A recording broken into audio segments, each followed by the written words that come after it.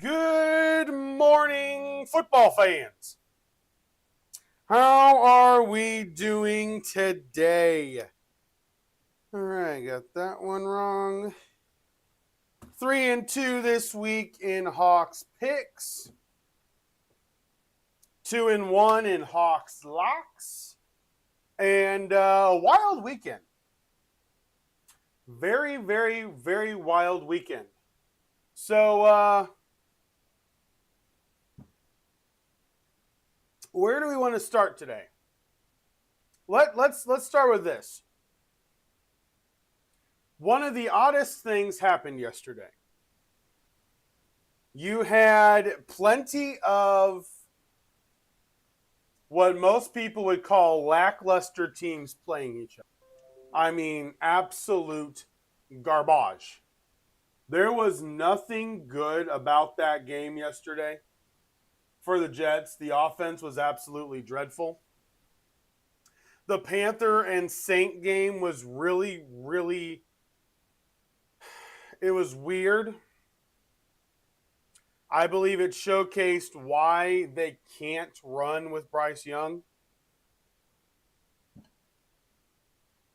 I do believe Tyler showed some good pop yesterday. Very good pop. And I don't know. The Saints are going to have a decision. The Saints will have a decision. And then you have this Bears and Giants game. And yes, I'm still calling the Bears lackluster because Caleb Williams is still the quarterback. And the game was outrageously odd. I fully believe if Jackson Dart does not go down with an injury, the Giants win. Russell Wilson came in. He was 3 of 7 for 45 yards, and he was sacked twice.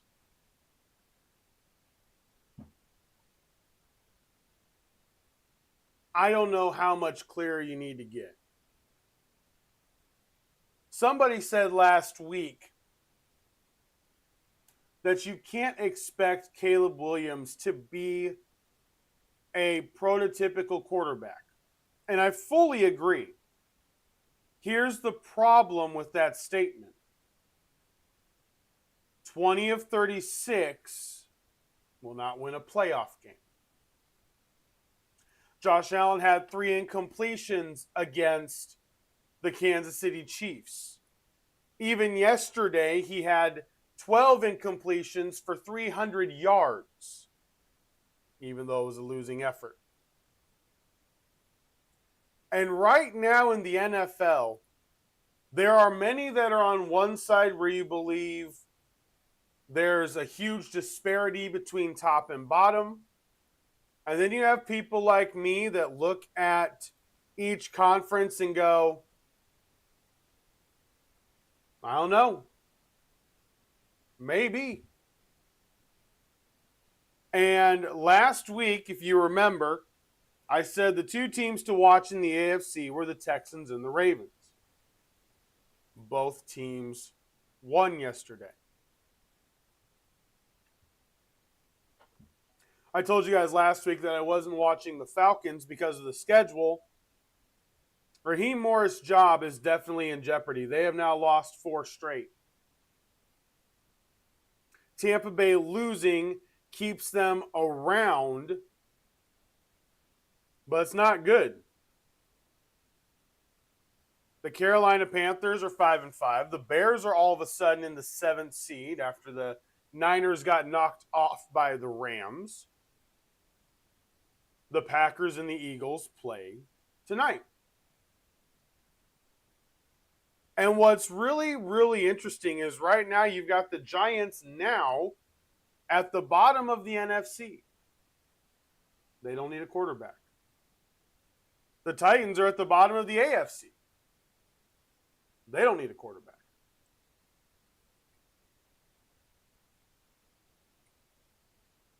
What if they're 1-2?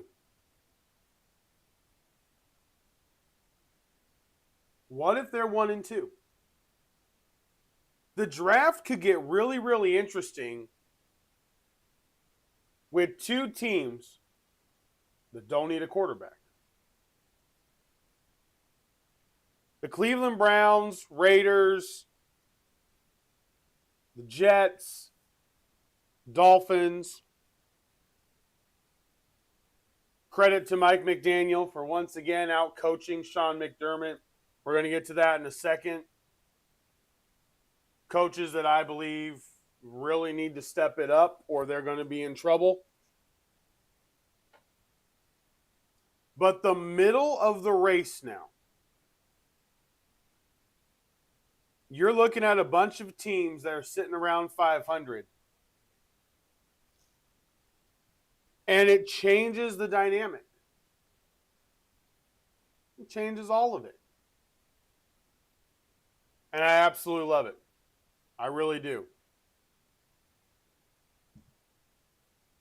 So, I'll be drinking more throughout the podcast. Over the weekend, one of my fillings fell out. And unfortunately, the tooth got really damaged. So I've had a massive toothache basically for the last 36 hours. And water seems to be one of the things that helps. And so That is why I'm drinking. Now, I'm plenty hydrated right now. I will tell you that. I am plenty hydrated right now. That is not an issue, but that will be why I drink a bunch of water. And you may see me pause through the podcast. Bear with me. But I want to get to some of the games. And we're going to start with the game in Berlin. We're going to start to that game in Berlin. Wow.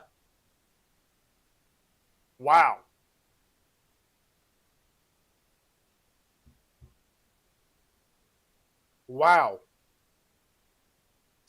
72,203 showed up to that game yesterday. They saw Jonathan Taylor run for 244 yards. They saw a Dome team again struggle. And where this is going to come back is I really think the offensive coordinator for the Falcons is in trouble. And I also believe Darnell Mooney, he had 8 targets yesterday. 1 catch. He dropped multiple passes. Penix airmailed 2 of them. But the reality is, the end of that fourth quarter, the Colts tied the game with still time left on the clock. And the first play, Penix comes out. It's a deep dig hook route, and Mooney drops the ball.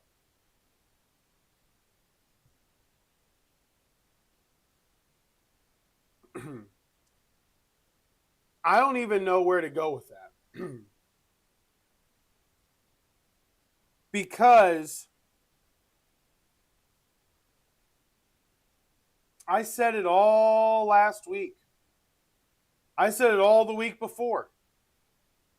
The Falcons needed help. They need receiver help. This game did not do anything for the Daniel Jones naysayers. Jonathan Taylor had a absolutely beautiful 83-yard run. He ran the ball 32 times yesterday for 244 yards. You take away the 83-yard run, that was 31 rushes for about 161 yards. Take that into account. Something that happens a lot in what we do and how things are looked at is they tend to look at the big number. So in the stats, he ran for 7.6 yards a carry. In the stats. In reality, he actually only ran for 5.1 yards a carry. A little bit different. He did have some big runs. He had some big games. There's no doubt about that.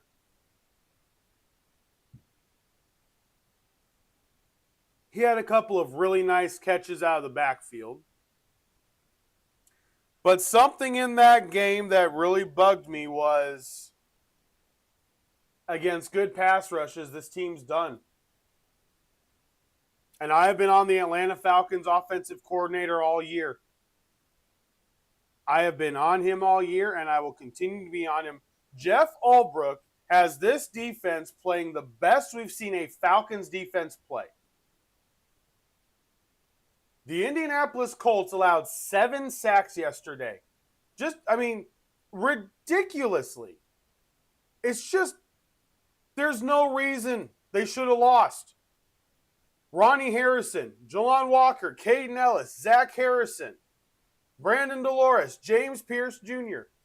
Everybody was eaten yesterday. Everybody had 1 sack. And of course, for the Colts, you had the secondary making big plays. Zaire Franklin came up with one of the biggest sacks.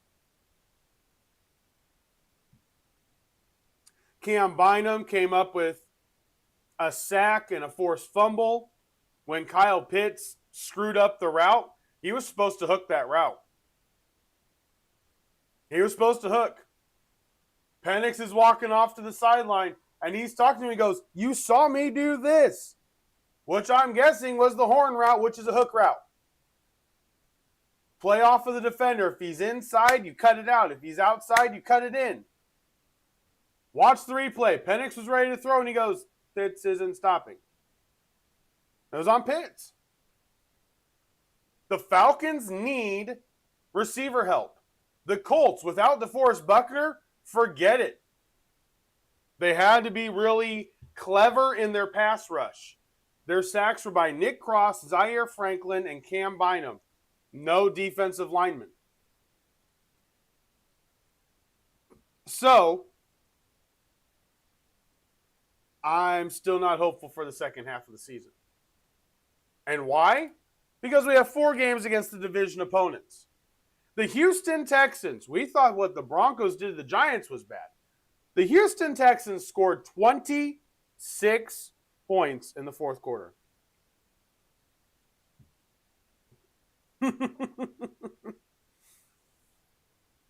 Oh, gosh. This game, at its height, the end of the third quarter, Jacksonville had a 96.2% chance of winning.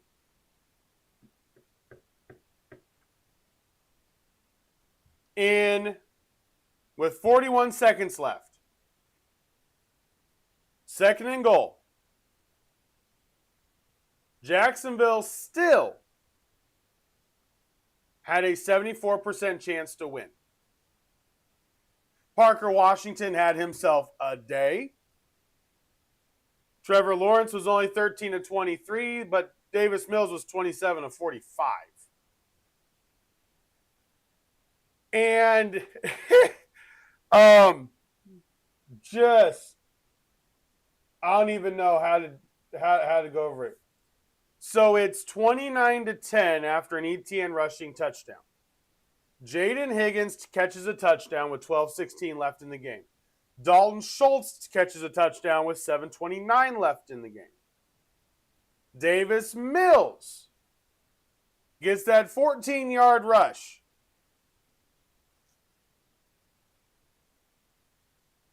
And then the fumble.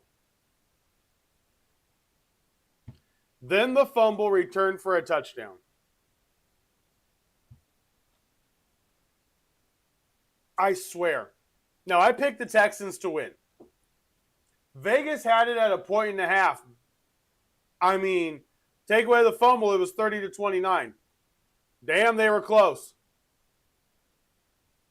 But I told you guys at home, the Texans scare me at home. And they do a really good job. CJ Stroud, if he was healthy last week, they would have beaten the Broncos. Davis Mills helps him come back. Mills is experienced. It's not like this is his first time playing. But I tell you what, that was a gutsy win by the Texans.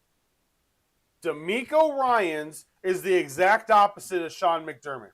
DeMeco Ryans has everybody on his team bought into what they do. Sean McDermott does not.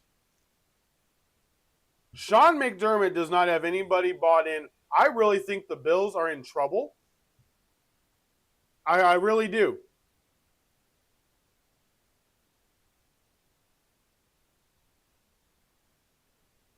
I'm not sure Buffalo is going to be able to get this figured out.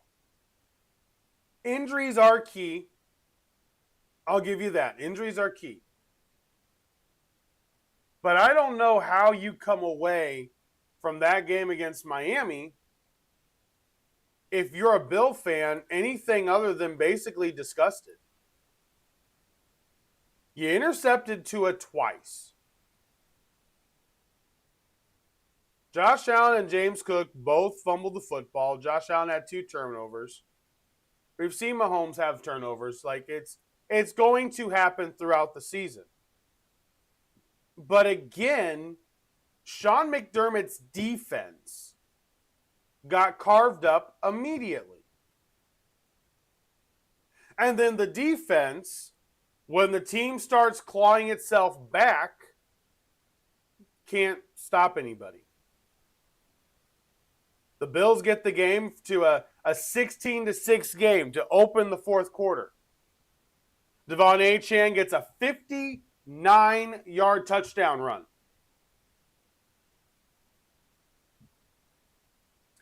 Jackson Hawes catches a touchdown. It's 23-13. And then, legitimately, 19 seconds later, Devon Achane, 35-yard rushing touchdown. I don't get it. I don't get it.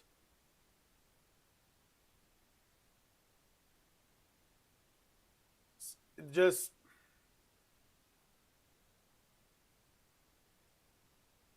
the way Buffalo plays is so confusing. The way Buffalo plays is so confusing. And I don't know if they can get past the Patriots. Let's talk about that game, because that was a heck of a game by the Patriots. I picked the Bucs only because I thought it was going to be sloppy. I told you guys I wanted to pick the Patriots, but they were home. And you know what? I'm impressed. I have been all year.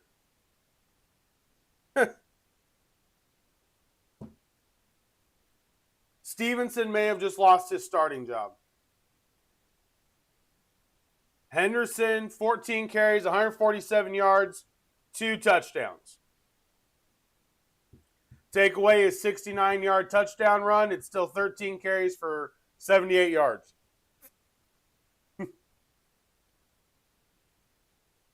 It was a great game. I mean, this New England Patriot team, people doubted what I said. I said all offseason the Patriots are going to be really good. Josh McDaniels with Drake May, Mike Vrabel, the team's going to believe, they're going to be inspired. It's a lot like the Dan Campbell effect. And I got laughed at by multiple people. You're believing in a coach that was so good he was fired. You're believing in a guy that doesn't actually win. He couldn't keep winning. Guess who's actually right again? Learn football, people. Learn what happens in these organizations. What always amazes me about sports fans is we understand that there's background workings when it comes to businesses with Wall Street or tech companies. And when something happens to an individual, we all go, I wonder what the company did behind. But when it comes to football coaches, when it comes to these organizations that are owned by a single person, don't think the same thing. John Mara has absolutely handcuffed Brian Daboll. He's got a real quarterback. The team is injured, but they are playing tough. The Giants are not unwatchable. Jackson Dart is fun to watch. The reality is, Tennessee is still paying for letting Mike Vrabel go. And the coach they hired couldn't do anything. Nothing.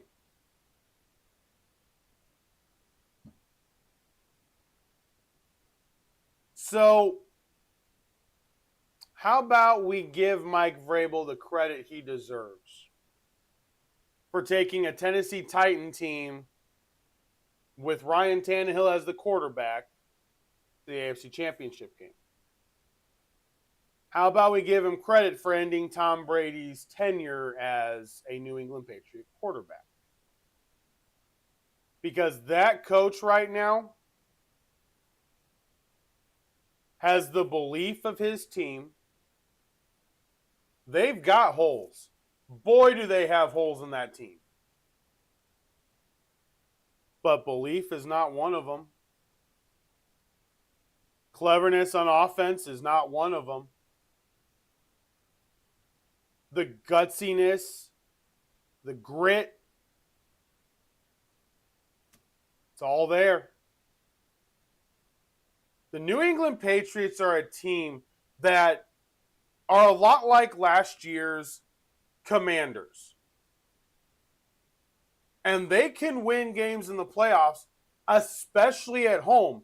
And right now, amazingly enough, Mike Vrabel's first year in that division, he's going to steal the AFC East crown away from Josh Allen and the Bills.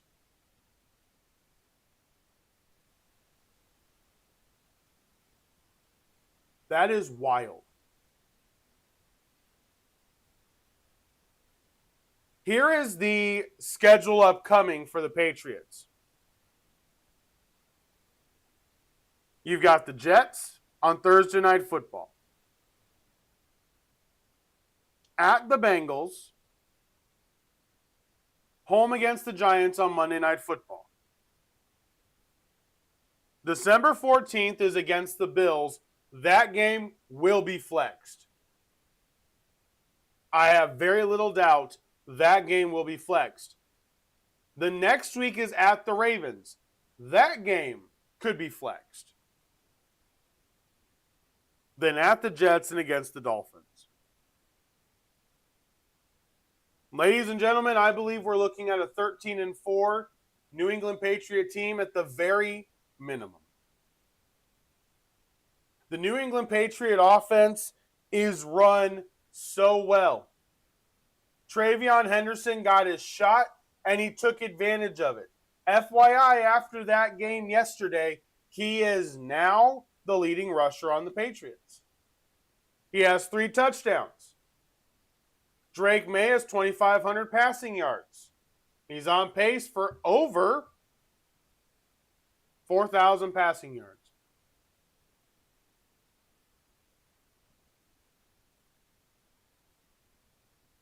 That's impressive. Highly impressive. And it's what you want to see if you're a coach of the Patriots. The team is bought in. Yeah, they lost the Raiders week 1. Whatever, week 1s don't count. Yeah, they lost the Steelers when they should have beat them. Okay. They have now won 7 in a row. And yeah, they've beaten the Saints, and they've beaten the Titans, and they've beaten the Browns. Sure.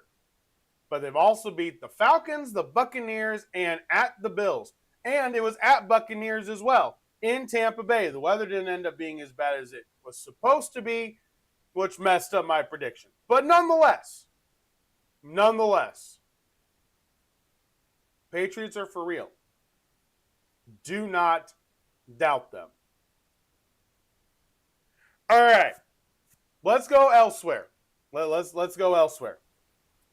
So yesterday, hockey was rolling along, and it's kind of a joke at this point, but we were rolling along, and we got through all these early games, and then, at the end of the night, we had an overtime game. All right, so yesterday in the National Hockey League, Chicago Blackhawks knocked off the Detroit Red Wings 5-1. Los Angeles Kings beat the Pittsburgh Penguins 3-2. Hurricanes of Carolina knocked off the Maple Leafs from Toronto 5-4. The Ottawa Senators beat the Utah Mammoth 4-2. Dallas Stars beat the Kraken 2-1. The Minnesota Wild shut out the Calgary Flames 2-0. Anaheim Ducks beat the Winnipeg Jets 4-1. And the Colorado Avalanche win in overtime over the Vancouver Canucks 5-4.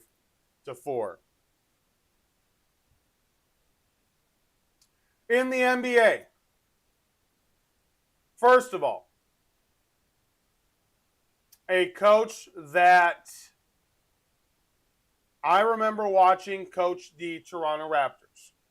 That is the time that I remember the most. Okay.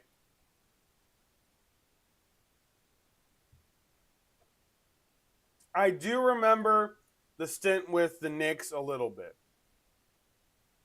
But Lenny Wilkens passed away yesterday at the age of 88. I don't remember him as a player, but I do remember him as a coach. He took on Vince Carter, Tracy McGrady. He had those teams. And that was back when the Raptors actually had the cool black and purple uniforms and the actual logo that had a raptor, which I liked a lot better. But first of all, condolences to his family. And then we get to the games. Houston Rockets knocked off the Milwaukee Bucks 122-115. The Knicks absolutely smashed the Nets 134-98. The Boston Celtics beat the Orlando Magic 111-107 in a close game. The Oklahoma City Thunder beat Memphis 114-100. Detroit beat Philly 111-108. The Golden State Warriors, that was bad again by the Pacers, 114-83. And the Minnesota Timberwolves absolutely smacked around the Sacramento Kings, 144-117.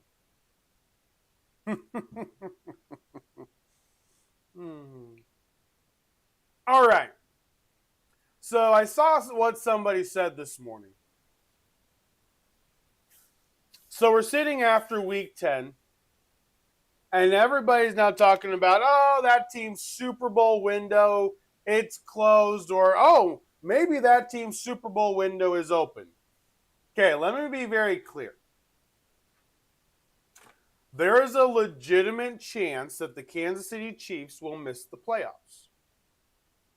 There's a legitimate chance that the Los Angeles Chargers will miss the playoffs. Last night's loss, to me, is on Aaron Rodgers. Defense a little bit, but mostly Aaron Rodgers. Right now, there are people saying the Bills' Super Bowl window is closed. Oh, good heavens. And this is why I don't listen to talking heads on certain places. This is why you don't need to just make statements for no reason. So I'm not just going to, go after the bozos that are trying to get clickbaits, trying to get clicks.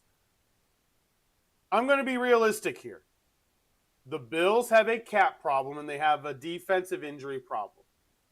Ed Oliver is the heart of that defense, and this team, follow me here, this Bills team looks a lot like the Colts team that won the Super Bowl. Why? Ed Oliver, the heart of that defense, the leader, is out.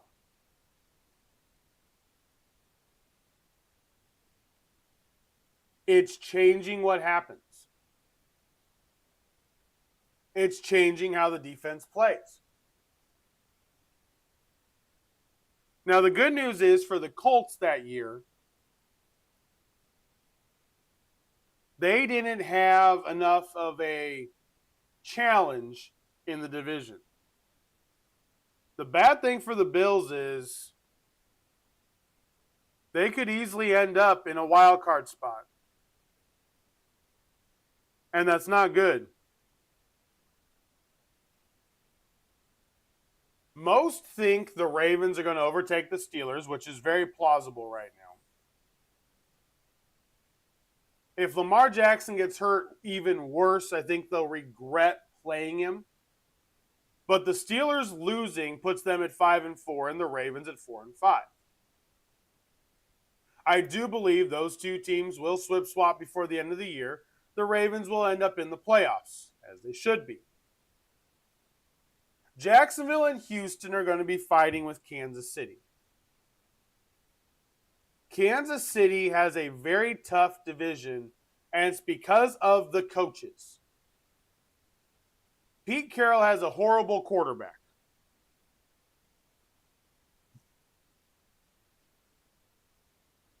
But that team fights hard.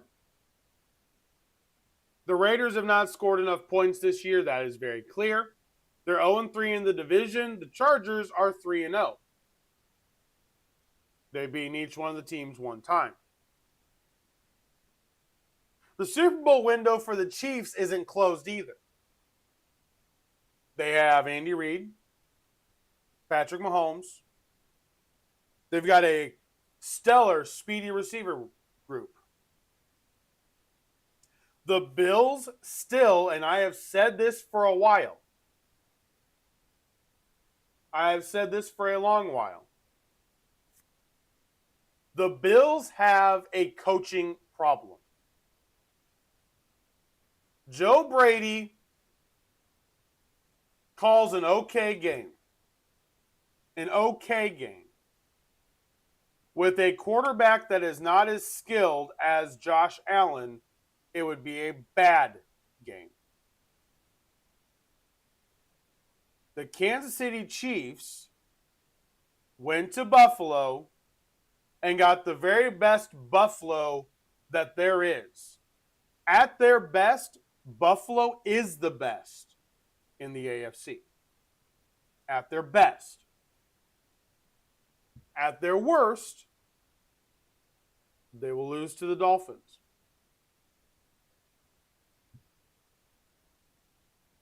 At their worst, they look like a team that's just lost without an identity.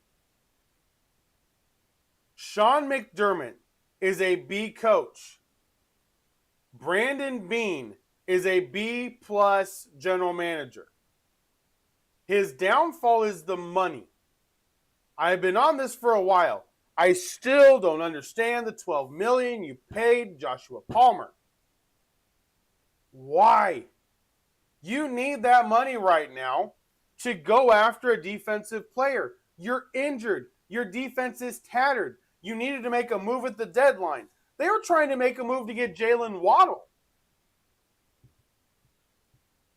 Why?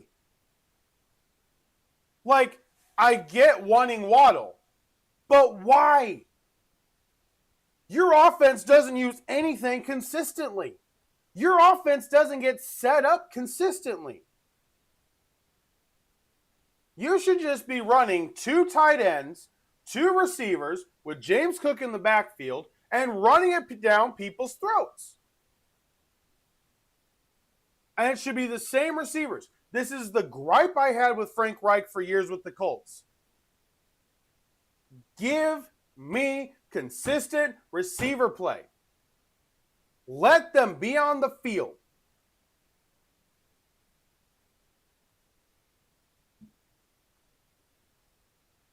The Buffalo Bills don't need more offense. Dalton Kincaid, Dawson Knox, Jackson Hawes, excellent tight ends. Keon Coleman made a beautiful catch yesterday.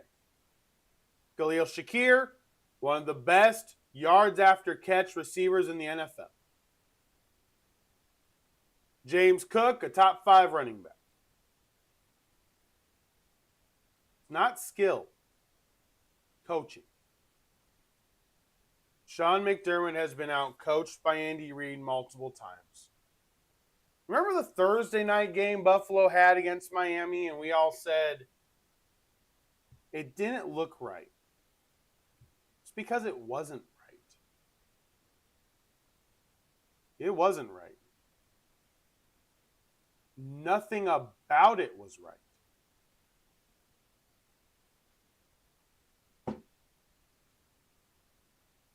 In the NFL, toughness and grit and attitude of the coach comes out in a team. You see this with the Detroit Lions.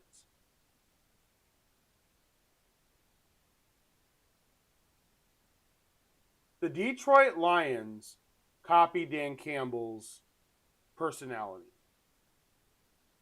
Tough, gritty, slight attitude, but boy, do they have fun.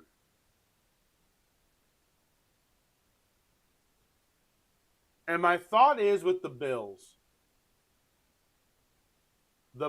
have Sean McDermott's attitude. Sometimes lost, plays hard, can show up in big games, but doesn't take the time to focus on the little things.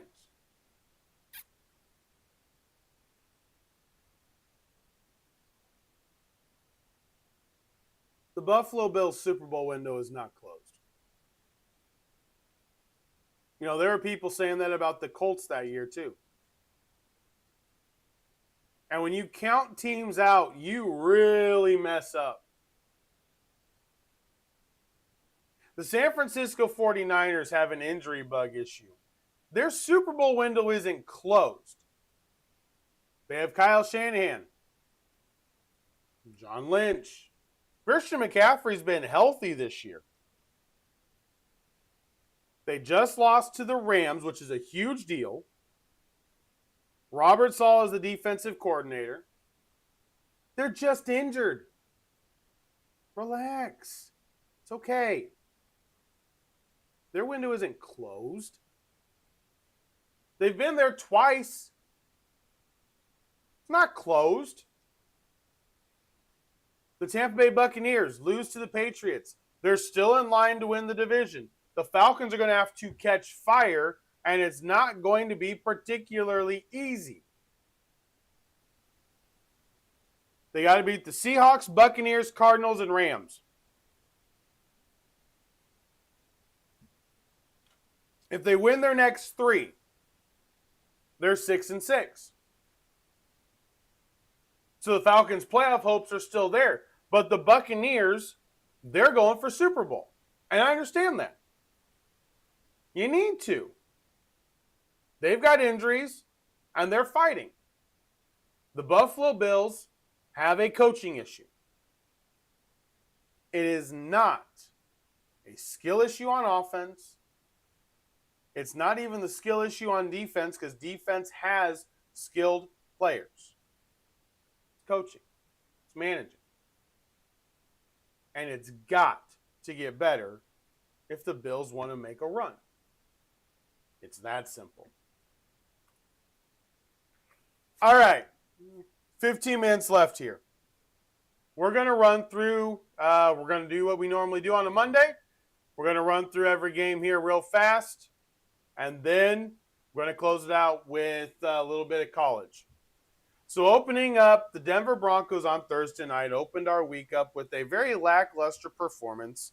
A missed field goal by the Raiders gives them the victory 10-7. Absolute garbage game. A Thursday night football game that was not that exciting, not that thrilling, very sloppy, lots of question marks. I question the coaching. As usual, I look at how the game was planned, how it was played out, and it didn't look great. In Berlin, there was a good game overseas. Indianapolis Colts beat the Atlanta Falcons 31-25. Biggest takeaway is I still hate the Atlanta Falcons offensive coordinator. Don't think he's good enough. Drops killed the Falcons, and the Colts allowed 7 sacks and somehow escaped with a victory. Luck again. Luck works. And like I said, football gods seem to be on Indianapolis, so for now, I'll ride with them and see where they go. The New York Jets had a horrible, and I mean horrible offensive day. They had a grand total of 181 offensive yards and somehow won. The Browns had 158 rushing yards. Dillon Gabriel didn't throw an interception. The Jets sacked him 6 times, but Gabriel wasn't bad. Oh gosh.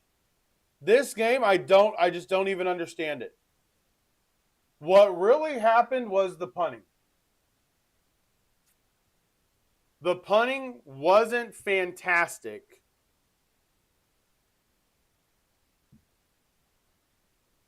But I tell you what. Actually, no. I can't even tell you. I don't know how that game played out the way it did. But the Jets get the win. They're now 2-7, trying to ruin their draft hopes. Oh, well. I mean, Fields threw 11 passes. They ran the ball 33 times, threw the ball 11 times. Yeah, it was, oh, jeez. It was just bad. It was just bad. The Jacksonville Jaguars and the Houston Texans. Jaguars come up short because, for whatever reason, their defense couldn't stop the Texans in the fourth quarter. Jacksonville allowed 5 sacks of Trevor Lawrence. There was an interception, fumble lost, and the final fumble resulted in 6 extra points for the Texans en route to a 36-29 victory. The Miami Dolphins also hurt their draft chances, especially since everybody else won. If they would have lost, they would be a lot closer to the number 1 pick opportunity now. But they got the victory. Tua was outrageously consistent. 15-21 yesterday. Looked much, much better. Looked way too comfortable. Was never sacked. But Devon Achane, 174 rushing yards. 2 big runs in the fourth quarter that the Bills defense just couldn't stop. It was bad. It was bad. It's that simple. Josh Allen had 300 passing yards, 2 touchdowns, 2 turnovers. He was sacked 3 times. It was just bad. But the New England Patriots kept rolling. Patriots went to Tampa Bay. It was an outstanding game. If you missed it, go watch the condensed version. This was a great football game. It was 14-10 at halftime, New England. And then they end up winning the game 28-23. Drake May, 16-31, 270 yards, 2 touchdowns and an interception. Baker Mayfield, 3 touchdowns, no picks again. Baker Mayfield, slowly but surely becoming a quarterback you really want to have on your team. But the Buccaneers really need Bucky Irving back. I think after this game, it's a little bit clearer. They need the bigger back. But Travion Henderson, Stevenson was out, and he got the opportunity to run. He took advantage. 14 carries, 147 yards, 2 touchdowns. Good for him. Huge day for Travion Henderson. The Chicago Bears eked out a win over the New York Giants after Jackson Dart went down with a concussion. The Bears did not allow a sack, but they sacked the Giants quarterbacks 4 times. Dart was 19-29 for 242 yards, 6 rushes, 66 yards, and 2 touchdowns. He was sacked twice. Russell Wilson was 3 of 7, 45 yards, sacked twice, 2 runs for 12 yards. Jackson Dart being in would have changed the game. It didn't, and the Bears come back, get the victory, 24-20. The Giants now sitting in an opportune spot to have a top 3 pick. The Baltimore Ravens beat the Minnesota Vikings yesterday. I did pick them too. Lamar Jackson didn't look great, and the Ravens didn't look great. But they got the victory, so there you go. They got the victory. J.J. McCarthy, 20 of 42. Not the way you win with J.J. McCarthy as your quarterback. Kevin O'Connell needs to understand this. He had a touchdown, 2 interceptions. He was also the leading rusher for the Vikings, and that is definitely not the way to have success. The Ravens' run defense wasn't great. They averaged 6.7 yards a carry. This game was just odd. It was just odd. So, honestly, for Baltimore, you get the W. Be happy with it. Move on. All right, the Carolina Panthers, for whatever reason, dropped a dud against the New Orleans Saints. Their defense could not get Tyler Shug to make a mistake. Tyler was 19 to 27, 282 yards, 2 touchdowns. He was sacked twice. Juwan Johnson and Chris Olave had 2 huge catches. 62 and 52 yards. And the Saints get a victory. Yes, the New Orleans Saints win 17-7 over the Carolina Panthers on the road. This game was a game the Panthers needed. Now, their next, coming up, I don't know. The schedule gets a little bit harder. It's not this easy. Then we get to the afternoon games. The Seattle Seahawks, oh gosh, this game was bad. Jacoby Brissett, 22 of 44, right at 50%. 258 yards, 2 touchdowns. He was sacked 5 times. He lost 2 fumbles. Harrison again had a receiving touchdown. McBride had a receiving touchdown. The offense doesn't look horrible, but the 2 fumbles both resulted in return for touchdowns. You take those fumbles away, this game is 30-22. Looks a lot better in the stat sheet. Sam Darnold was 10 of 12 for 178 yards. He threw an interception. He still threw an interception. The new receiver in Seattle, Rashid Shaheed, only had 1 catch for 3 yards. Cooper Kupp had a big 67-yard reception, and Jackson Smith-Njigba had 5 receptions, 93 yards, and a touchdown. The 5 sacks for the Seattle defense, though, oh my gosh. That was big. That was big. Seattle needed that game. They jumped on top of Arizona early, controlled the game 44-22. In a surprising move, Dan Campbell took over offensive play calling duties for the Detroit Lions. And what it did was it resulted in a huge game. Huge game for the Detroit Lions. They beat the Commanders 44-22 on the road. Dome team, outside, on the road. Jared Goff, 25 of 33, 320 yards, 3 touchdowns. Jahmyr Gibbs, 15 rushes, 142 yards, 2 touchdowns. Montgomery, 15 receptions, 71 yards. It was a beautiful day for the Lions. They sacked Marcus Mariota only twice, and the Commanders basically are just now playing for next year. They don't have what it takes to be able to compete with teams right now. It's very clear in that defense is a sieve. Then you had a big division game. The Los Angeles Rams against the San Francisco 49ers. Matthew Stafford, 24 of 36, 280 yards, 4 touchdowns. The rushing game, 30 carries, 126 yards, 2 touchdowns. Kyren was good. 14 carries, 73 yards, 2 rushing touchdowns for Kyren Williams. Davante Adams, Puka, both with a receiving touchdown. And then Colby Parkinson and Davis Allen, also with the receiving touchdown. The 49ers, McCaffrey could not get going anywhere. 12 carries, 30 yards. That was it. Mac Jones only had 6 incompletions. 319 yards, 3 touchdowns, 1 interception, but they lost. And now they're grasping the wild card. It's slowly starting to get a little tighter for that last wild card spot. And then the embarrassing performance last night that we witnessed. Oh, gosh. The defense for the Steelers sacked Herbert 5 times. Herbert only had 220 yards passing. They ran the ball 31 times for 115 yards, but it still averaged less than 4 yards a carry. Everything about last night would say the Steelers would win. The problem is Aaron Rodgers had 2 interceptions. And the game, he was 3 of 7 when targeting DK Metcalf. The game was ugly. Jaylen Warren actually had a decent night. He averaged 5 yards a carry, 14 carries, 70 yards. But Rodgers was 16 of 31, 161 yards, 1 touchdown, 2 interceptions. He was sacked 3 times.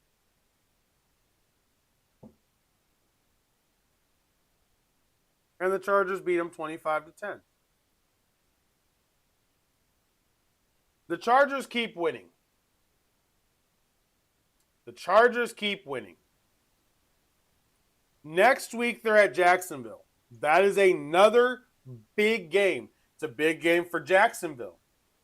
You win, that's a wild card team that's in front of you that comes a step back.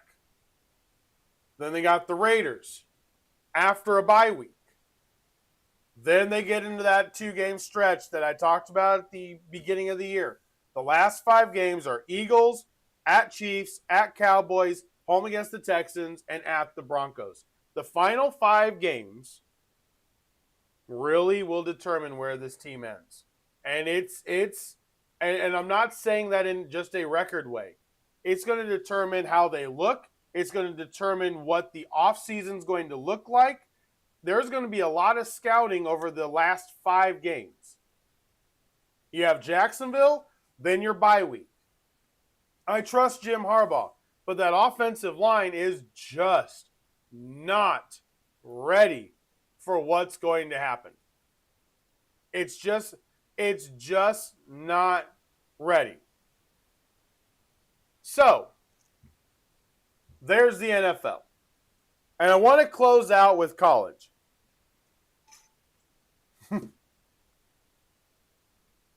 Okay, if you did not watch the IU and Penn State game, it was a thrilling game. When I heard that when Elijah Surratt was out, 2 offensive linemen were out for IU, a third one got hurt during the game, I went, oh boy, this is going to be close. And it was. It was. But by golly George, what makes an NFL quarterback an NFL quarterback? Why do I know Michael Penix is an NFL quarterback? Because he drove down and led his team to a touchdown drive. His defense couldn't stop the Colts from getting a field goal. But he led the drive that got them the touchdown.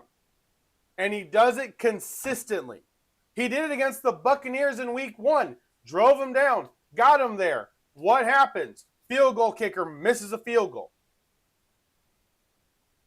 Fernando Mendoza. There are a lot of teams that want him to come out.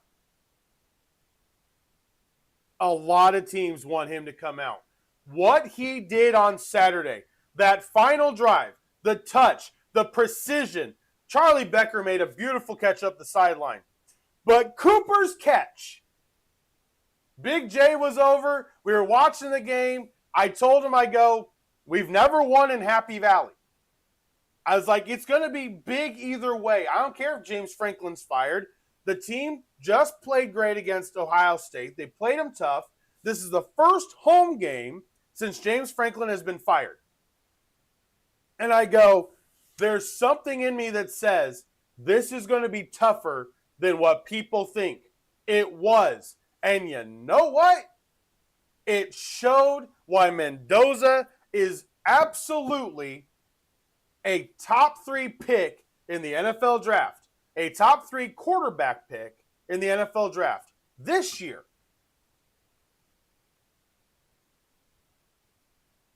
What if he waits a year?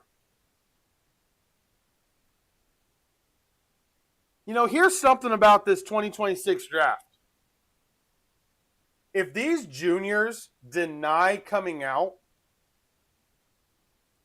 and don't come out till 27, the 27 draft, and this is all hypothetical right now, but the 27 NFL draft would be a draft of quarterbacks, and it could be better than Drake May, Bo Nix, Michael Penix, Caleb Williams, Jaden Daniels. It's funny, everybody's equating Daniels to RG3 now, and unfortunately,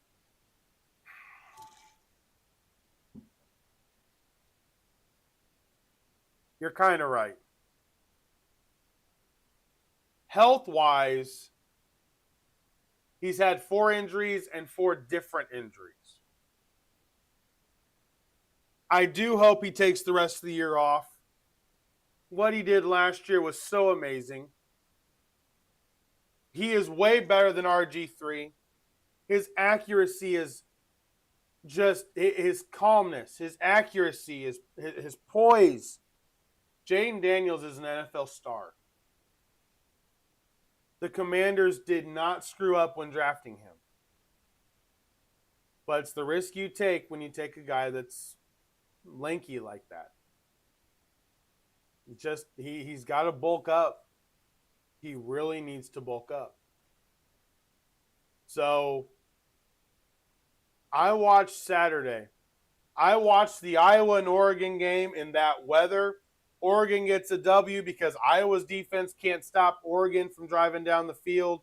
Once again, turn your dang head around, defensive backs. Turn your head around and look for the ball like you're supposed to. And we'll see what happens this week. We're coming down to the end of the year for college football. IU is 10-0. They have 2 games left. They have Wisconsin, then they have a bye week, and then they close with Purdue. I love where their bye week is. I really do. Because they're going to be ready for that Big Ten championship game. Yesterday was the day we had to get past. Wisconsin at home in Camp Randall beats Washington in bad weather. Wisconsin on the road in IU. Listen, I love Wisconsin. I've always been a fan of Wisconsin. They are running back university. I watched all those running backs come through Wisconsin when I was a kid. Ron Dane. You had Melvin Gordon. My running back, Jonathan Taylor. They are really good. But they're not good enough. Not on the road. So IU has Wisconsin and Purdue to close out the year. Ohio State, I believe, has a bye this week, and then they have their 2 last games then to close out the year. Hang on, let me see here. There they are. So they have 3 games to close out this year.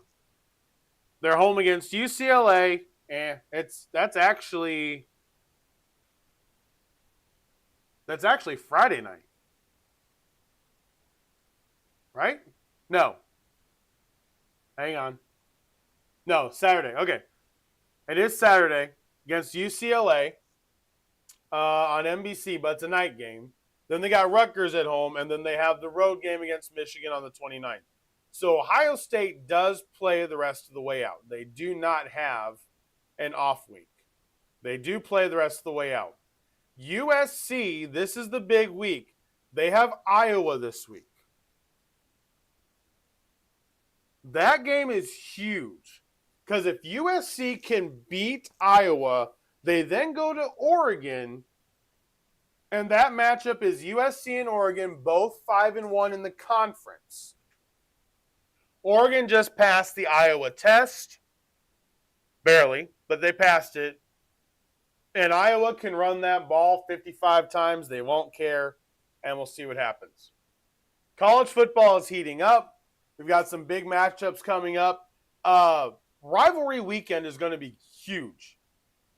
It's going to be big, guys. I can't wait for this. Rivalry weekend is going to be absolutely huge. All right.